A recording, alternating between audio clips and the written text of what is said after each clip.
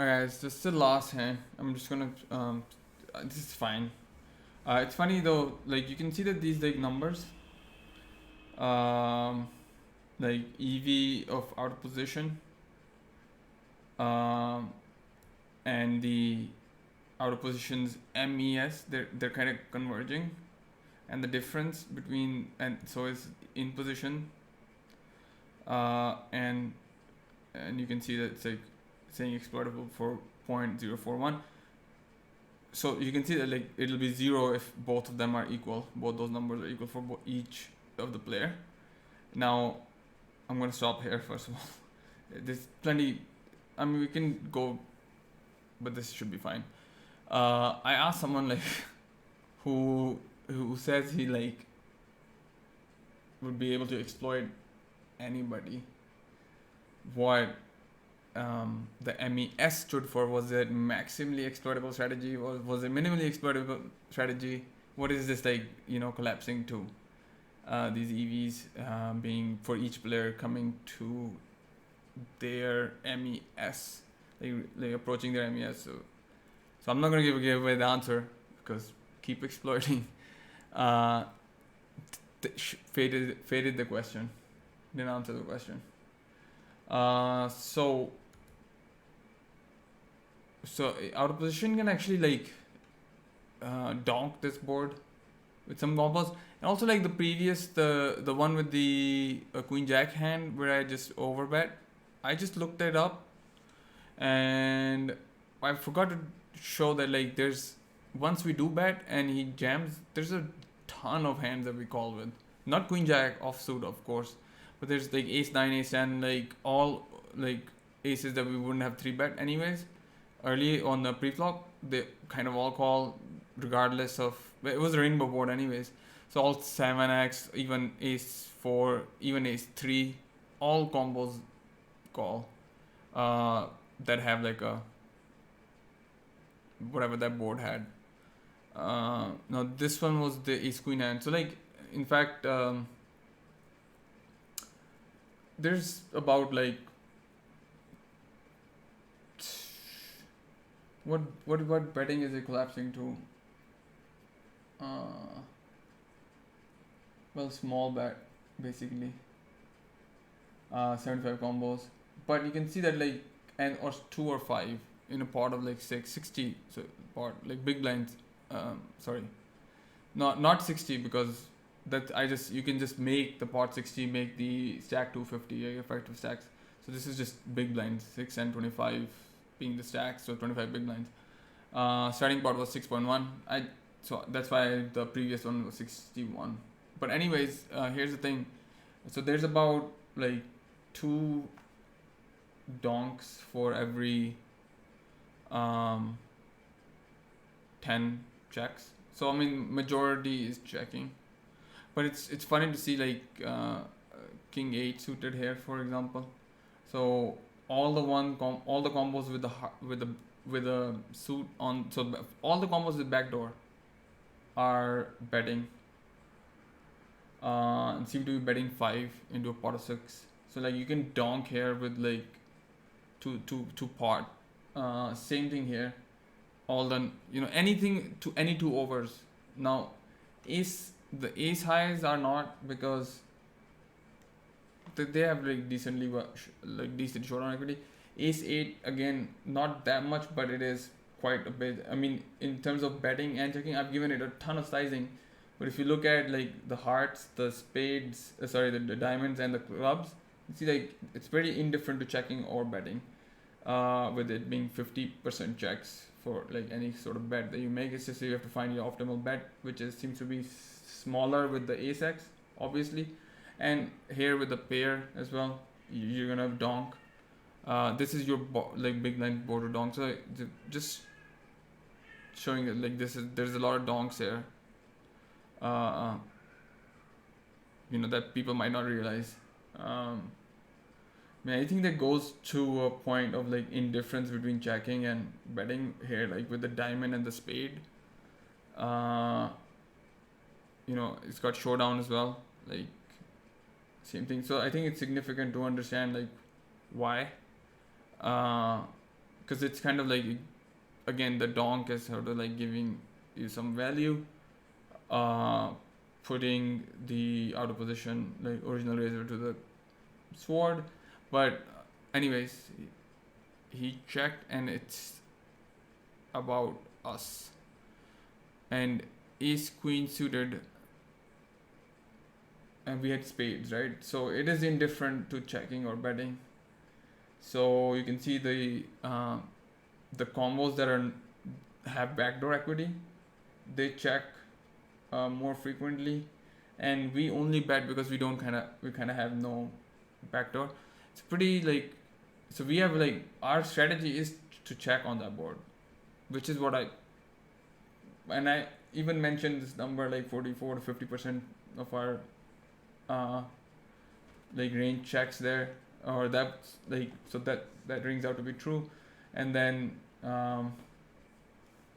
then we bet big, right? So we can collapse this 5 and 4, bet a 4 and a 5 into pot of 6 to like one bet, like just to optimize this more. Like I had all these bet sizing, we can basically take all this pot size bet for 5 into 6, like over pot bet, so 125 or 120% or 150%, I don't know, 90% and 60% or whatever it is. Yeah, 60%. We can just club these together and just realize that we can either bet big, so we're betting big, or we're like checking, and it's a pretty polarized situation. So I mean, it's a mixed strategy, but like it's polarized towards betting big or small. So you can have range betting that's also like this, that has like combos that have like the equal proportion of checking or betting, but will have a range bet, so like a smaller bet. But here we can see that it's collapsing towards this big sizing, pot sizing, and or checking, which seems fine. And I think, yeah, we can either bet big there or check. And just the fact that like we don't have any backdoor suits, you can see that ace queen of spades, which we have, is betting more than the other two. So anyways, we end up checking. Oh god damn, I forgot what the turn was, and I've closed everything.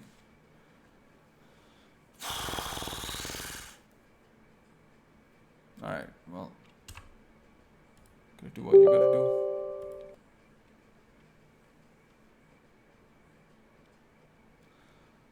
Got a D. What you got? This is the last hand. That's what I've think about. Then done with the day and back to PlayStation. Just running actually on my other.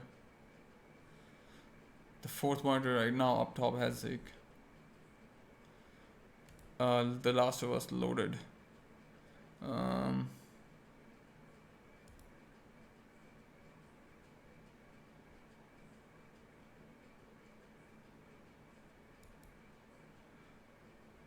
Today.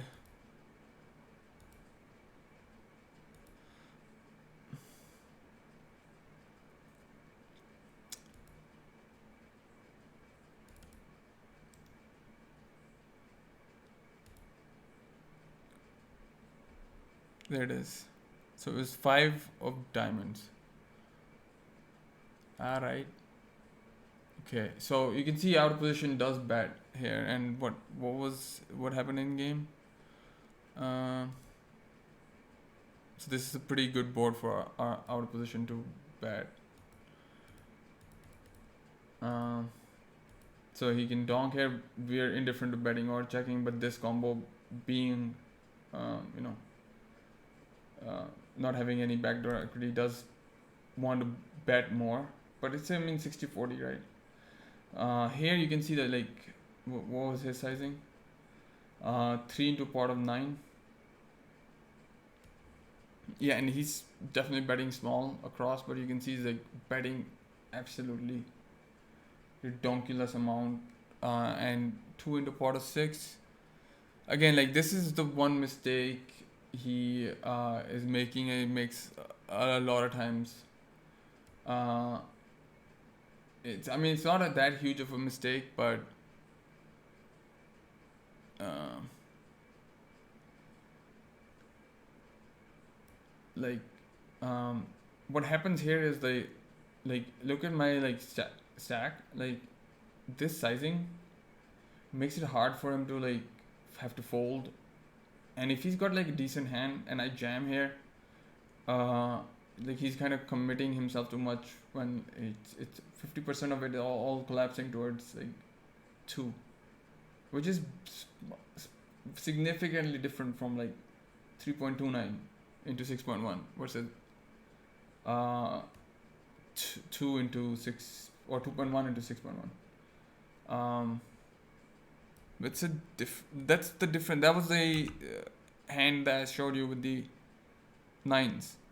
The thing that got him into trouble was the fact that he doesn't know how to bet. Sizing is just a very hard thing to learn unless you actually like look at Python and you understand why it is. So uh, it's stacks, like, right? You don't want to get yourself committed to like a stack like I almost did with the king 7, right? uh, like like I mean, I already know, right? So this, I think that this is still pretty big, but having it be um, into like over 50% part, uh, or the same, it's going to be like 2.05 into 6.1, right? It's, so like this is pretty bad. um, like this is 60, this is 90%, this is 35%. It's chosen somewhere in the middle there. um, so there's a huge difference between 33% and 53%. And I don't know, like there's no combos that are like betting. Yes, the next best chosen bet is like there's no like over betting, but you have to realize that like there's only like okay, so for example queen 6, well it should be trying to get value, right? So but then 2, it's betting 5, it's not betting 3.29. This is like a nowhere bet, like this is the nowhere bet. Like I mean, I gave it so many sizings and it's not even like in the picture anywhere. This is like the sizing that's on your bet button that you just bet. Uh, so, anyways, we're gonna try to go closest to what he had. I mean, can't really, but we can try both, right? And you can see ace queen suited is a call here. Take call.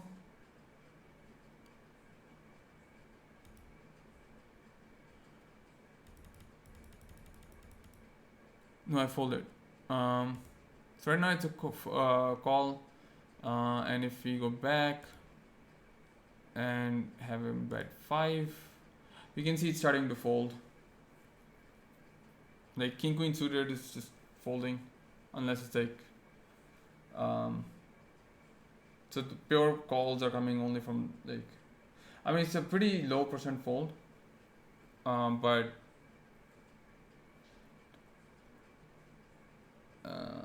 I mean like again our range, like our strategy is again like pretty much 50-50 between calling and folding.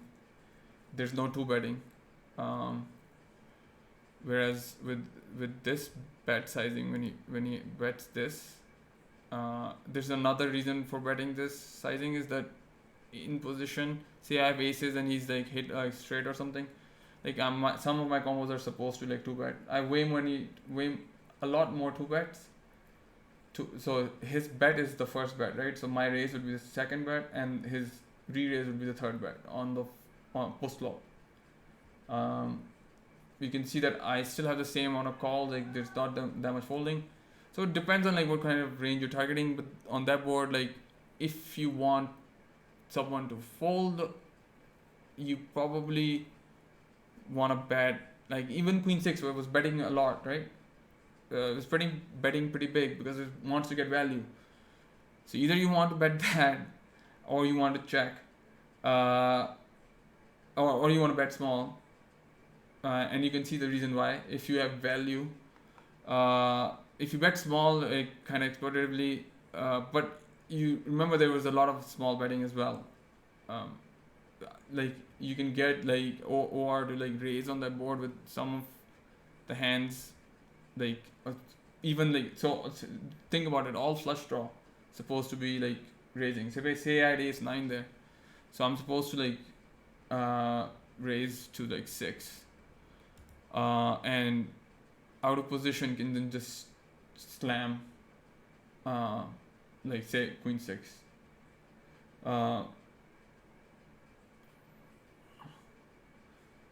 to or make it part across the board. Yep. So the only thing that's kind of like this thing like kind of blocks everything. So you can see the calls are coming from like 8x because you can very well imagine that 8x is like blocking way too much shit here. Like here, queen 8 suited, for example, is just calling with the diamonds because it blocks like straights, and then the other ones are raising, but there's some amount of folding going on as well. With the 6s, obviously it's more like value territory, but yeah, so I raise, then you can go part or just go all in. There's not much of a difference like for certain combos. This is kind of like exploitatively like raising to part, but you can just go all in, and you can see that I don't have many combos left there. Again, I'm not making any money in this spot most of the times, and just calling with a flush draw. And the 9 in particular, because so you can see that like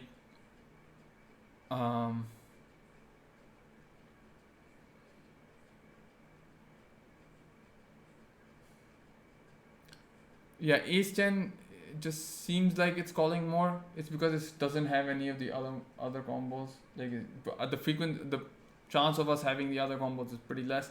Whereas ace 9 we can definitely have had raise with, because we also have, some kind of a hand that blocks draws. So it looks like it's like folding more, but it's the same. It's just that the other hands are just a bit more in our range when we get here. And then, like I say, 7 is never in our range, but obviously we're calling. So you can see like you can just get a lot more value. And if you want someone to fold, that works out too with a bigger bet. But with this bet, I mean, your entire strategy is to do that, right? Here, like you can get half the combos to fold. You can get, think about it, you can get like, what was it? What was the combo that was calling? Let's see. Yeah, here. No.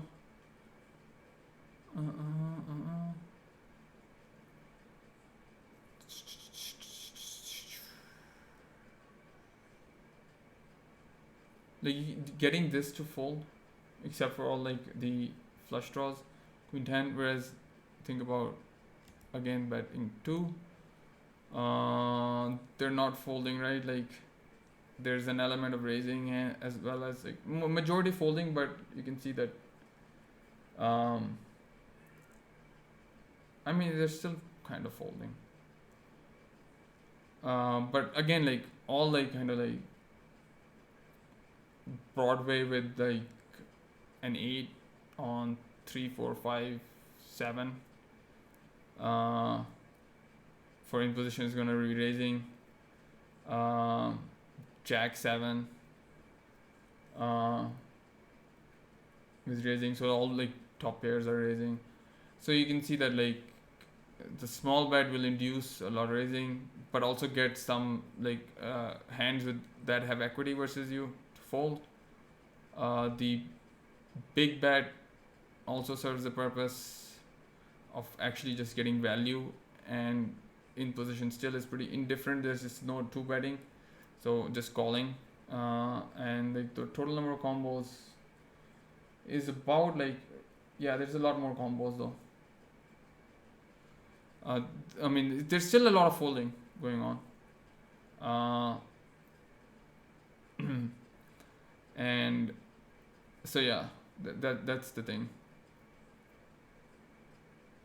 In any case, ace queen is starting to fold, so it's not that bad of a fold. So, and again, this is a chip EV model. We are getting to a point where it was in the in the money and whatever, and also realize that like people generally will over defend, like not on this board, like but on like say ace king 9 board with like stuff like king jack. I know I do. I over defend way often with like king jack and queen type hands, especially on the money bubble. Forget about like calling with ace 4 offsuit versus a small blind jam. That's forever blowing bubbles. Big time in it. But yeah. So you learn everything. You learn a lot from like if you put in the time to study, but also so like you realize why something is doing what, where you can exploit it, and it's not saying, hey man, play me, use this strategy to lose money. No, it's just giving you a very good picture. And that's one thing I forgot in the last video with the queen jack offsuit hand, is not to just like look at the combo that we fucked up with, to also look at the stuff that we should have done with if we bet big, call down with. And surprisingly, we call down with a lot of ace high,